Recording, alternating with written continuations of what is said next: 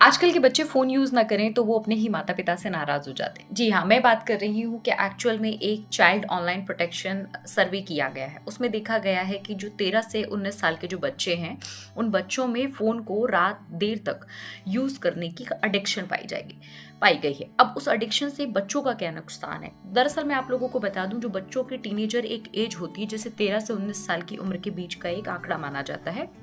उस उम्र में बच्चे सबसे ज़्यादा सीखते हैं और उनकी जो लर्निंग प्रोसेस है वो सबसे ज़्यादा फास्ट होनी चाहिए, हाई होनी चाहिए, जो कि स्लो हो रही है, यानी कि कॉग्निटिव ग्रोथ रुक रही है। अब आप लोग पूछेंगे कॉग्निटिव ग्रोथ क्या होता है? कॉग्निटिव ग्रोथ एक इस तरीके की ग्रोथ है कि जिसमें एक लॉन्ग टर्म प्रोसेस है, जहाँ पर बच्चा थिंकिंग, लर्निंग और मेमोरी उसकी अच्छी होती है, उस दौरान वो सीखता है।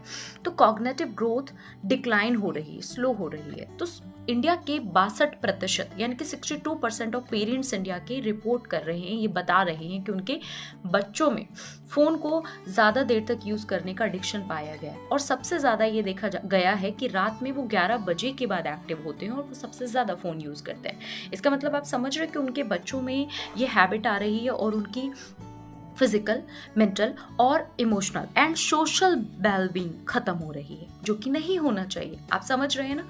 तो अपने बच्चों को डिनर से 2 घंटे के बाद जो फ़ोन यूज़ करने की एडिक्शन है उसे छुड़ाएँ, और इसमें सबसे ज़्यादा स्कूल्स का रोल प्ले किया गया है कि उनको डिजिटल अवेयरनेस के बारे में समझाएं, डिजिटल हेल्थ के बारे में समझाएं कि बच्चा कहाँ तक इम्पैक्ट हो रहा है। ठीक है, और पेरेंट्स को भी घर में उन चीज़ों को, कई सारे ऐसे रूल्स बनाए जाने चाहिए ताकि उनका बच्चा फ़ोन को ज़्यादा यूज़ ना करे।